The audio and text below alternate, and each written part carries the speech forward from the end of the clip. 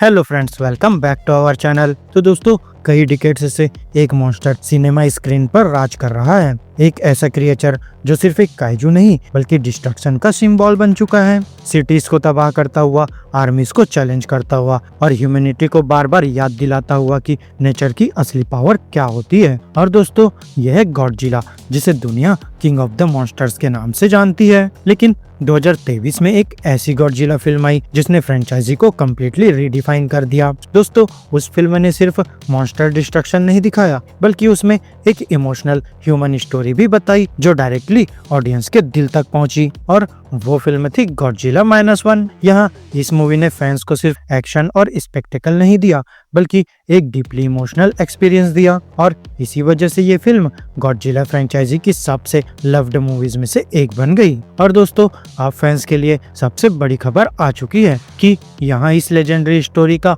Next chapter officially announce हो चुका है और सीक्वल का नाम है गॉडजिला -0। और फिर अर्ली रिपोर्ट्स के अकॉर्डिंग ये मूवी प्रीवियस फिल्म से भी ज्यादा बड़ी, ज्यादा इंटेंस और ज्यादा डिस्ट्रक्टिव होने वाली है। तो चलो आज हम ब्रेक डाउन करेंगे गॉडजिला -0 के बारे में अब तक की सबसे इम्पोर्टेंट इन्फॉर्मेशन, इंक्लूडिंग इसकी release date, returning cast, story possibilities और क्यों ये फिल्म गॉडजिला फ्रेंचाइजी की हिस्ट्री में एक और मैसिव माइलस्टोन बन सकती है। तो चलो बिना देर किए वीडियो स्टार्ट करते हैं।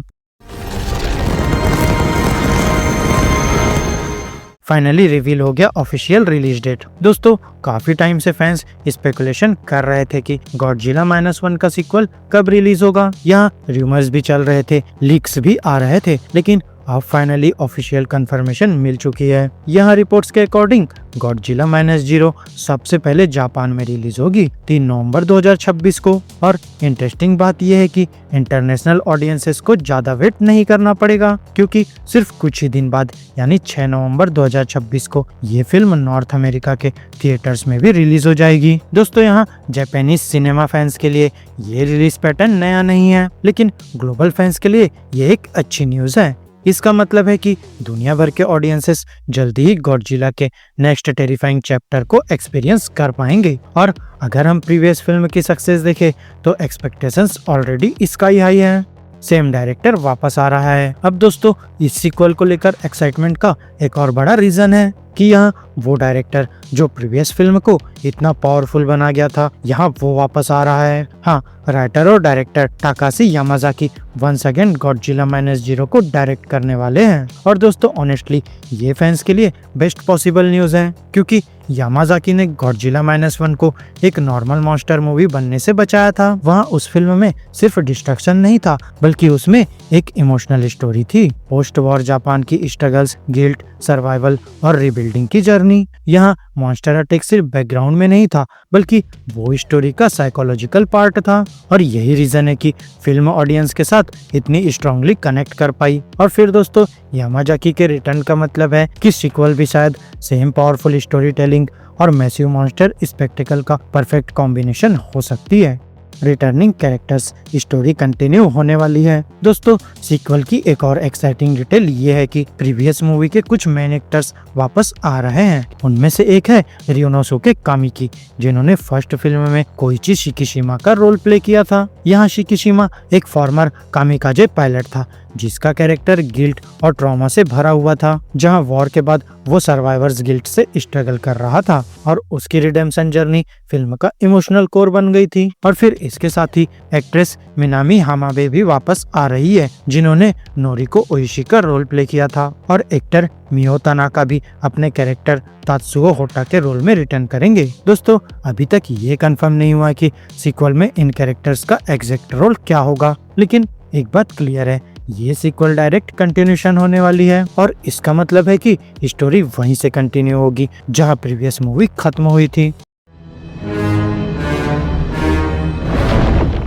वो टेरिफाइंग एंडिंग जो सीक्वल सेटअप कर गई। दोस्तों, अगर आपने गॉडजिला -1 की एंडिंग देखी है तो आपको पता होगा कि वो कितनी चिलिंग थी। यहाँ फिल्म के एंड में ह्यूमैनिटी फाइनली गॉडजिला को डिफीट कर देती है। मॉन्स्टर ओशन के डेप्थ्स में गिर जाता है और सबको लगता है कि नाइटमेयर खत्म हो गया। लेकिन फिर फिल्म एक हॉरिफाइंग ट्विस्ट दिखाती है कि गॉडजिला की बॉडी रीजनरेट होना स्टार्ट हो जाती है। और उस मोमेंट से एक चीज क्लियर हो जाती है कि गॉडजिला एक्चुअली मरा नहीं था, बल्कि वो सिर्फ टेम्पररी डिफीट हुआ था। तो दोस्तों इसका मतलब है कि गॉडजिला -0 में मॉन्स्टर वापस आने वाला है और शायद पहले से भी ज्यादा पावरफुल फॉर्म में। और दोस्तों सीक्वल का टाइटल भी एक इंटरेस्टिंग हिंट देता है कि -1 ऑलरेडी डेवेस्टेशन को रिप्रेजेंट करता था, लेकिन -0 का मतलब हो सकता है कि वर्ल्ड और भी डीपर डिस्ट्रक्शन में गिरने वाला है।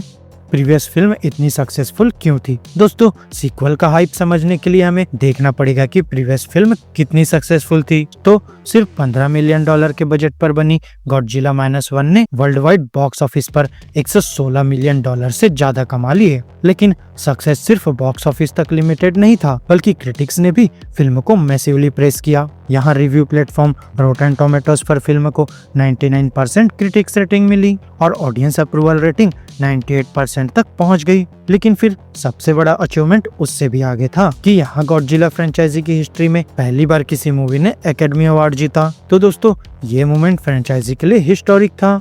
बिगर बजट बिगर डिस्ट्रक्शन। दोस्तों 2025 के इंटरव्यूज में डायरेक्टर टाकाजी यामाजाकी ने एक और एक्साइटिंग डिटेल रिवील की थी। यहाँ उन्होंने कंफर्म किया कि सीक्वल का बजट प्रीवियस फिल्म से बड़ा होगा और ये काफी सिग्निफिकेंट है क्योंकि फर्स्ट मूवी ने ऑलरेडी लिमिटेड बजट के बावजूद इनक्रेडिबल विजुअल इफेक्ट्स डिलीवर किए थे। सिटीज के डिस्ट्रक्शन सीन्स, गॉडजिला का टेरिफाइंग डिजाइन और डिटेल्ड एनवायरनमेंट्स सब कुछ अमेजिंग लग रहा था। तो अब इमेजिन करो अगर सेम टीम को और ज्यादा रिसोर्सेस मिल जाए तो सीक्वल में क्या हो सकता है। बिगर मॉन्स्टर बैटल्स और भी डिटेल्ड डिस्ट्रक्शन और शायद नए काइजू क्रिएचर्स।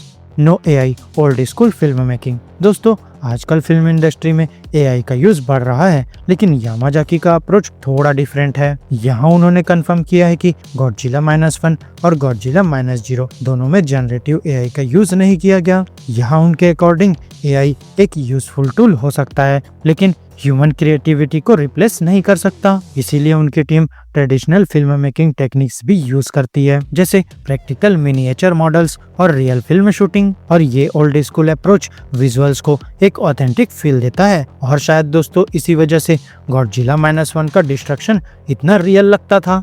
स्टोरी में आगे क्या हो सकता है? दोस्तों अभी तक सीक्वल की एक्चुअल स्टोरी कम्प्लीटली सीक्रेट रखी गई है, लेकिन कुछ क्लूज जरूर मिलते हैं क्योंकि फर्स्ट फिल्म वर्ल्ड वॉर 2 के आफ्टरमैथ में सेट थी। तो यहाँ सीक्वल शायद एक्सप्लोर करेगा कि जापान कैसे रिबिल्ड कर रहा है। लेकिन यहाँ एक प्रॉब्लम है कि गॉडजिला अभी भी जिंदा है और अगर वो ओशियन के डेप्थ्स में रीजनरेट हो रहा है तो शायद नेक्स्ट टाइम वो और भी डेंजरस फॉर्म में वापस आए। वहीं एक और पॉसिबिलिटी ये है कि स्टोरी का स्केल एक्सपांड होगा, तो सिर्फ जापान ही नहीं बल्कि वर्ल्ड के और रीजन्स भी गॉडजिला के टेरर का सामना करें। और दोस्तों अगर ऐसा हुआ तो ह्यूमैनिटी का next encounter king of the monsters के साथ और भी टेरिफाइंग होने वाला है।